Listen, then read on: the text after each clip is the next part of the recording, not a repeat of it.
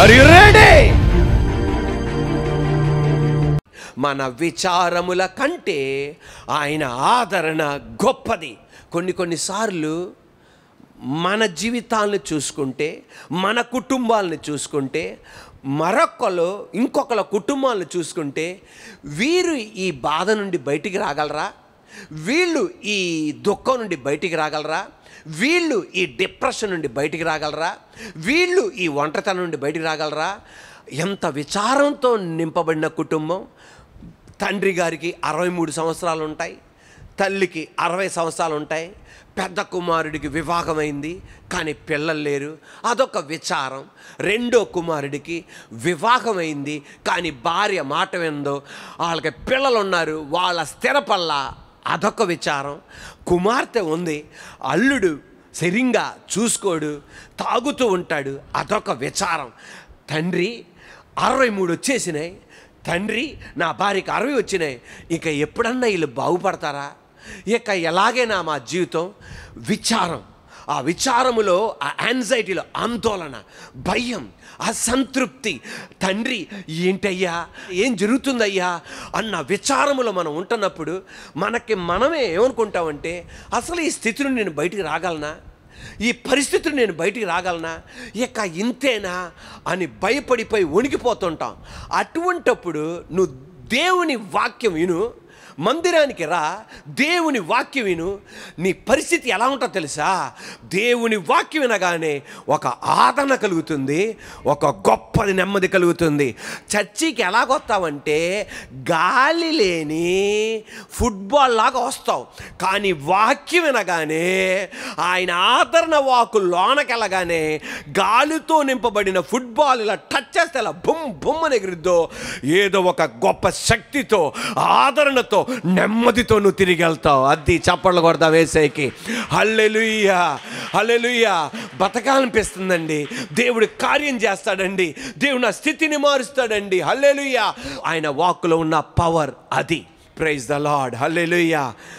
లాజర్ అనారోగ్యంగా ఉన్నాడు, రోగిగా ఉన్నాడు, కబురు పంపించారు. ఎవరు కబురు తీసుకెళ్లారు? మార్తా మరియ కబురు తీసుకెళ్ళా. వీళ్ళ పరిస్థితిని చూసి మార్తా మరియలు ఆ వ్యక్తికి తెలియపరిస్తే, ఏ వ్యక్తో మనకు తెలియదు, ఆ వ్యక్తి వెళ్ళి యేసయ్యకి కబురు అందించారు. హల్లెలూయా. ఈ రోజున ఇంకొకరు దుఃఖములో ఉన్నప్పుడు, ఇంకొకరు వేదనలో ఉన్నప్పుడు, ఇంకొకరు కష్టములో ఉన్నప్పుడు ప్రార్థన చేసే వారున్నారే, వారికై స్తోత్రం చెల్లిద్దాం. హల్లెలూయా. వాళ్ళు నీ బంధువులు అవ్వచ్చు, బంధువులు కాకపోవచ్చు, తోటి విశ్వాసులై ఉండొచ్చు, అయినా పర్వాలా. నీ వేదనలో, నువ్వు రోగిగా ఉన్నప్పుడు, నువ్వు బలహీనుడిగా ఉన్నప్పుడు నీ కొరకు ప్రార్థన చేస్తున్నారే, వాళ్ళని ఎన్నడూ నువ్వు మర్చిపోకు. ఎందుకు తెలుసా? మార్తా మరియ వేదనలో ఉన్నప్పుడు ఒక వ్యక్తి ధైర్యం చేసి, అది స్త్రీయో మనకు తెలియదు, అది పురుషుడో మనకు తెలియదు, వెళ్ళి కబురు అందించారు. అయినా యేసయ్య తిరిగి రాలా. యేసయ్య మార్తా మరియ దగ్గరికి వచ్చి లాజరుని బ్రతికించలా, కానీ కబురు అందించిన. Praise the Lord. హల్లెలూయా. ప్రార్థన చేసినా కొన్నిసార్లు దేవుడు జవాబు ఇవ్వడు. నువ్వు చేసినా ఎవడో, పక్కన వాళ్ళు చేసినా ఎవడో, పాస్టర్ గారు చేసినా ఎవడో, కబురు అందించాం. సింహాసనమందు మన ప్రార్థన, మన పెటిషన్, మన అప్లికేషన్, మన విన్నపం ఆయన దగ్గర ఉంది, అయినా జవాబు ఇవ్వడు. జవాబు అందలా. మార్తా మరియ తమ్ముడు లాజర్ మరణించారు. సమాధి కార్యక్రమం అయిపోయింది, 4 రోజు అయిపోయింది, కుళ్ళిపోయి వాసన కొడుతుంది. ఎంత విచారం అండి బాబు, ఎంత విచారం అండి. అంతరంగములో వాళ్ళకున్న విచారం ప్రపంచములో ఎవడికి అర్థం కాదు, యేసయ్యకి తప్ప. అంత విచారముతో ఉన్నారు, వేదనతో ఉన్నారు, దుఃఖముతో ఉన్నాడు. నోటికొచ్చిన మాటలు అంటున్నారు. మీరు బాగున్నప్పుడు ఆయన వచ్చాడు కదండి ఆ యేసయ్య, మీ తమ్ముడు బాగున్నప్పుడు వచ్చాడు కదా, ఇప్పుడేంటి ఆయన రావట్లా? అన్నెన్నో మాటలు, కఠోరమైన మాటలు. మిమ్మల్ని దేవుడు పట్టించుకోవట్లా, వదిలేశారు, ఏదో పొరపాటు చేశారు, అందుకే ఇలా జరిగింది, ఎక్కడ పోద్ది, నో. ఇక నోటికొచ్చిన మాటలన్నీ అంటారు జనాలు. కొంతమంది డైరెక్ట్గా అంటారు, కొంతమంది వినబడకుండా అంటారు, కొంతమంది మనసులో అనుకుంటారు, ఏదేదో అనుకుంటారు. అటువంటి టైంలో విచారముతో నింపబడితే ఎవరన్నా చూస్తే పరిస్థితి ఎలా ఉంది తెలుసా? ఇంకొకసారి వీళ్ళు యేసు వైపు తిరగర్రా, ఇంకొకసారి యేసయ్య దగ్గర ప్రార్థన చేయర్రా, ఇంకొకసారి యేసయ్య దగ్గరికి వెళ్ళర్రా అన్న పరిస్థితిలో వాళ్ళు ఉన్నారు. అటువంటప్పుడు ఆ ఊరి వెలుపలకి యేసయ్య వచ్చాడు అని తెలవగానే అక్కయిన మార్త పరిగెత్తుకుని యేసయ్య పాదాల దగ్గరికి వెళ్ళిపడింది. హల్లెలూయా. యేసు ప్రభువారు దగ్గరికి మరియ రాలా, కానీ యేసయ్య వెళ్ళి అక్కడ ఆమెతో మాట్లాడగానే ఆమె కూడా అన్న మాట ఏంటి తెలుసా? నువ్వు ఇక్కడ ఉంటే నా తమ్ముడు మరణించేవాడు కాదు. యేసయ్య అన్నాడు, నేనే పునరుద్ధానము జీవమును, నా యందు విశ్వాసముంచువాడు మరణించినను జీవించను. Praise the Lord. అయ్యా, అది నీ రాకడలో జరుగుతుంది. యేసయ్య రాకడలో కాదు, ఇప్పుడే నేను జరిగిస్తా. Praise the Lord. హల్లెలూయా. ఇప్పుడే నేను జరిగిస్తా. మీకు తెలుసా, వెంటనే వాళ్ళిద్దరు మళ్ళా యేసయ్యని వెంబడిస్తున్నారు. యేసయ్య మాటలు వింటున్నారు, యేసయ్యని ఆరాధించడానికి ఇష్టపడుతున్నారు, యేసయ్య పాదాల దగ్గర సాష్టాంగ పడుతున్నారు. అదేంటమ్మా, మీ బాధ చూసి ఇక జన్మలో యేసయ్యని కొలవరు అనుకున్నాం, ఇక జన్మలో యేసయ్య పాదాల దగ్గర సాష్టాంగ పడరు అనుకున్నాం, ఇక జన్మలో యేసయ్య వైపు తిరగరు అనుకున్నాం. అదేంటంటే ఆయన మా దగ్గరకు వచ్చాడు, అది మాకు ఆదరణగా ఉంది, అది మాకు నెమ్మది కలిగించింది. Praise the lord. చప్పట్లు కొట్టి దేవునికి స్తోత్రం చెల్లిద్దాం. హల్లెలూయా. అనేక మంది ఏమనుకుంటారు తెలుసా? ఇక ఈ కష్టాలు బాధలు ఇక ఎప్పుడు ఉంటాయి, ఇక ఎన్నడూ యేసయ్య దగ్గరికి వెళ్ళం, ఇక మందిరానికి రాడు అనుకుంటాం. యేసయ్యకి తెలుసు ఎలా నిన్ను బలపరచాలో. ఆమేన్ అనలేదే? యేసయ్యకి తెలుసు నిన్ను ఎలా ఆదరించాలో, యేసయ్యకి తెలుసు నిన్ను ఎలా నిలబెట్టాలో, యేసయ్యకి తెలుసు నీకెలా నెమ్మది కలిగించాలో. అది ఎంత పెద్ద తుఫానవని, ఆమేనండి, అది ఎంత పెద్ద రోగమవని సరిపోలా. ఈ రోజున మందిరములు వింటున్నావో ఎక్కడ వింటున్నావో నాకు తెలియదు, కానీ నీ కొరకే దేవుడు మాట్లాడేది. గట్టిగా ఆమేన్ చెప్పు. అది ఎంత పెద్ద తుఫానవని, అది ఎంత గందరగోళమవని, అది ఎంత ఇబ్బందవని, ఎంత ఆర్థిక ఇబ్బందవని, ఎంత రోగమవని, నీకు ఆరోగ్యం ఇచ్చి నీ ఇంటిలో ఆయన నెమ్మది కలిగించును గాక. నెమ్మది లేని నీ ఇంట్లో, నెమ్మది లేని నీ హృదయములో, నెమ్మది లేని నీ మనసులో యేసయ్య నామములో నెమ్మది కలిగించును గాక. పోయిన వారం ఒక తమ్ముడు నాకు ఫోన్ చేసి ఇలా చెప్పాడు, అన్నయ్య నీతో మాట్లాడాలని. ఇలా మాట్లాడాడు. డూండి అన్న తమ్ముడు తన బావగారి గురించి. తన బావగారు మంచి ఫోటోగ్రాఫర్. వీరేం చేశారంటే ఒక డ్రోన్ తీసుకొని, అంటే హెలికాప్టర్ టైపులో ఉండి కింద ఫోటోలు తీస్తారు చూసారా, ఆ డ్రోన్ తీసుకొని మారేడుమిల్లి అన్న ప్రాంతానికి వెళ్ళారు. మారేడుమిల్లి అన్న ప్రాంతానికి మీరు వెళ్ళండి, ఒక అడవిలాగా ఉంటుంది. ఈరోజు కూడా రోడ్డు మీద పులులు, రకరకాల జంతువులు, ఎలుకబంటులు, జింక అవన్నీ వచ్చేస్తూ ఉంటాయి. అలాంటి ప్రాంతం అన్నమాట.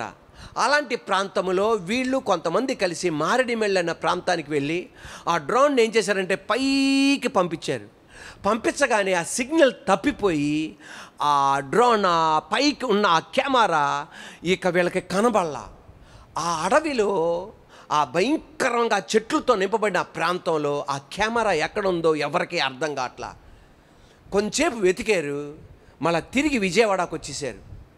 ఆ కెమెరా 1,50,000 రూపాయలు. అది ఫ్రెండ్ దగ్గర నుండి తీసుకున్నది. ఆ ఫ్రెండ్ కూడా ఫోటోగ్రాఫర్. ఇప్పుడు అది కొని ఇవ్వాలంటే అదే టైపుది దాదాపు 1,50,000 దాటి ఉంటుంది. తద్వారా వీళ్ళ మనసులో వేదన కలిగింది.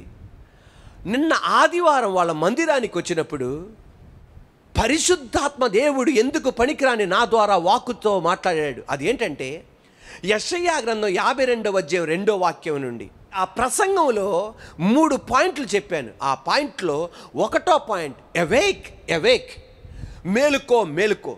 2వ పాయింట్ ఎరైజ్ ఎరైజ్, లెమ్ము లెమ్ము. 3వ point depart depart, Pauri Pauri. మన ప్రసంగం అంశం యేసయ్య మనలను స్వతంత్రపరిచాడు గనక.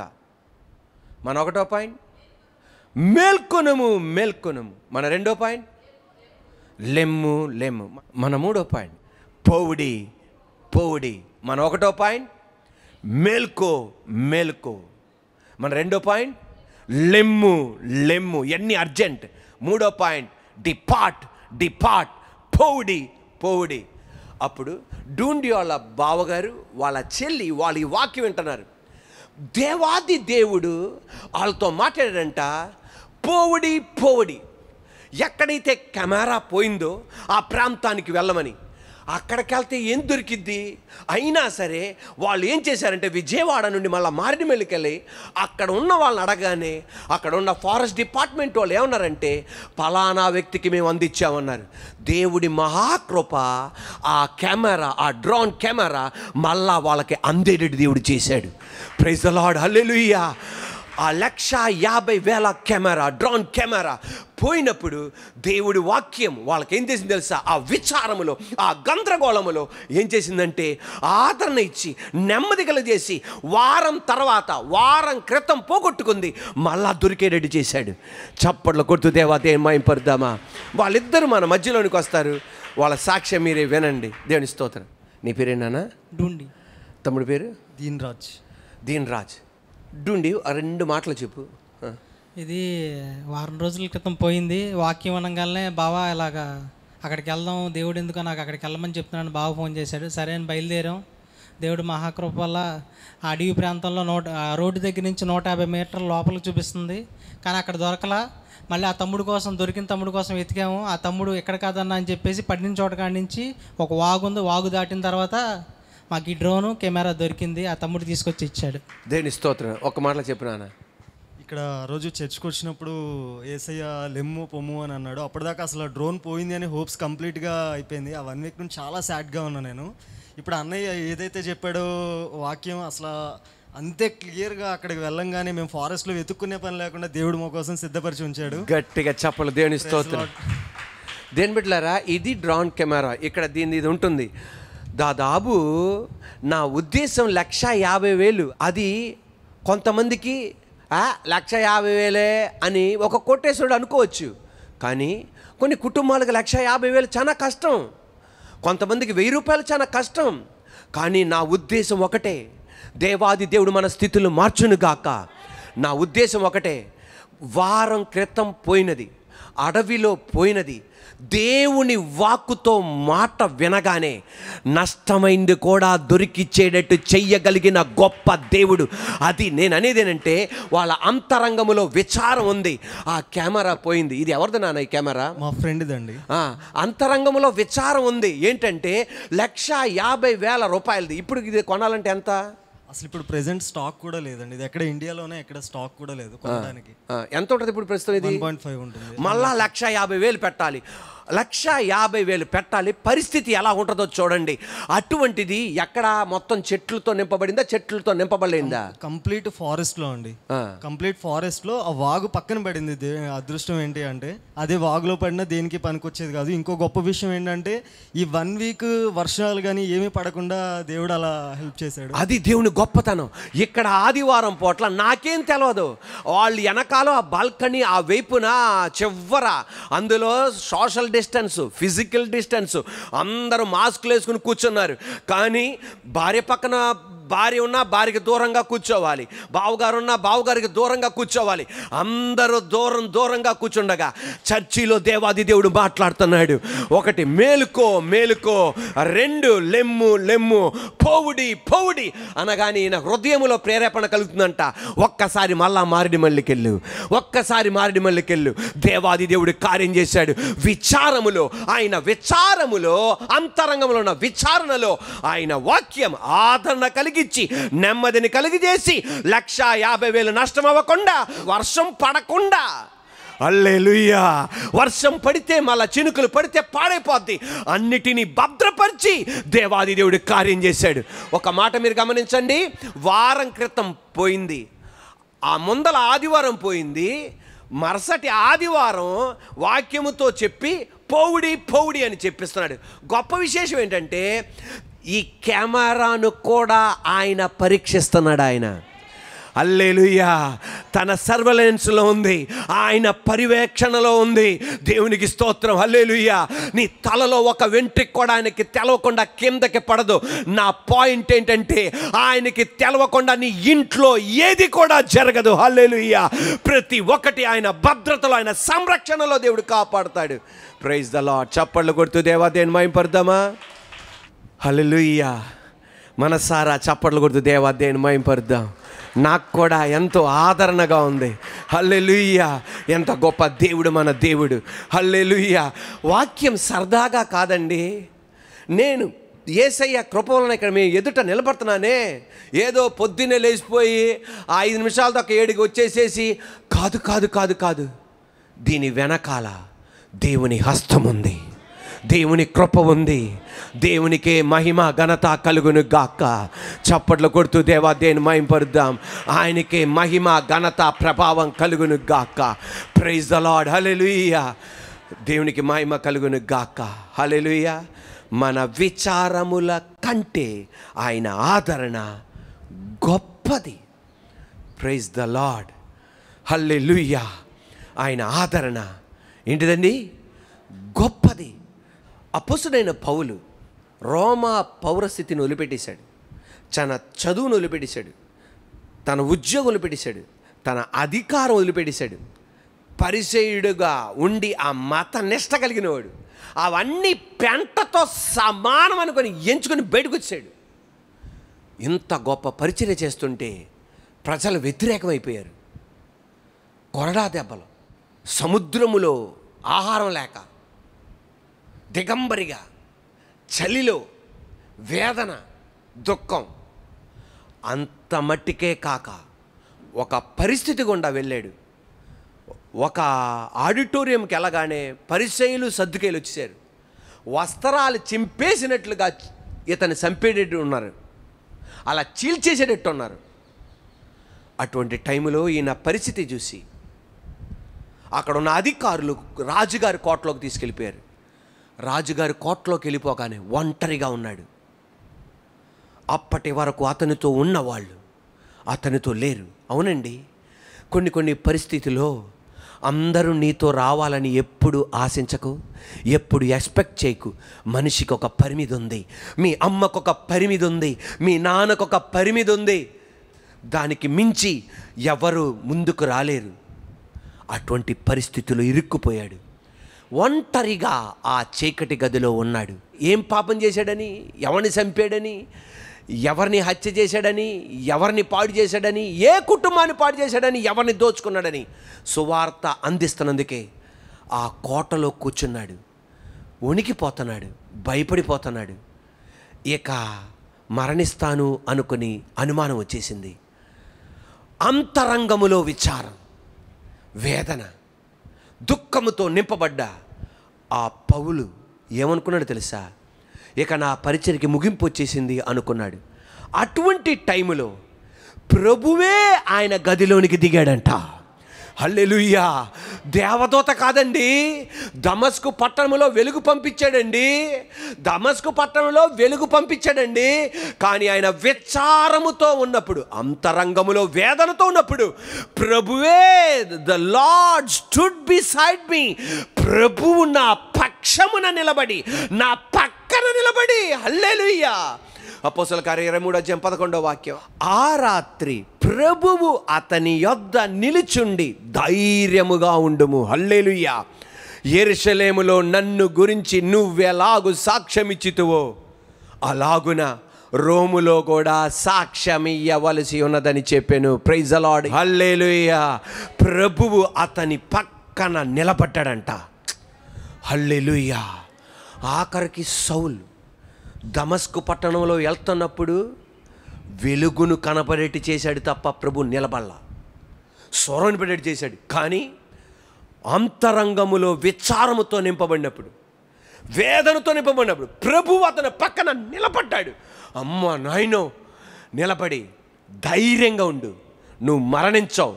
యెరూషలేములోనే కాదు, రోములో కూడా నువ్వు వాక్యం అందించబోతున్నావు.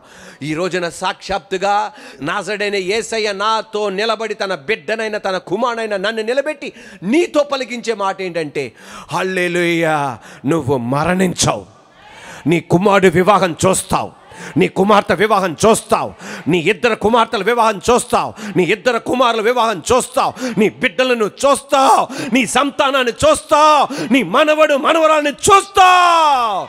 హల్లెలూయా. Praise the Lord. హల్లెలూయా.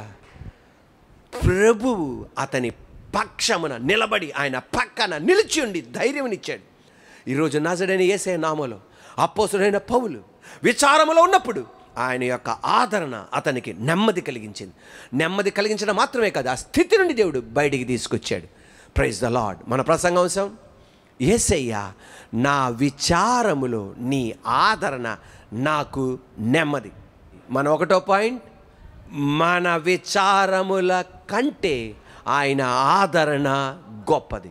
మన రెండో పాయింట్, కీర్తనల గ్రంథం 94వ కీర్తన 18వ వాక్యం, నా కాలు జారెనని నేను అనుకొనగా యెహోవా నీ కృప నన్ను బలపరుచుచున్నది.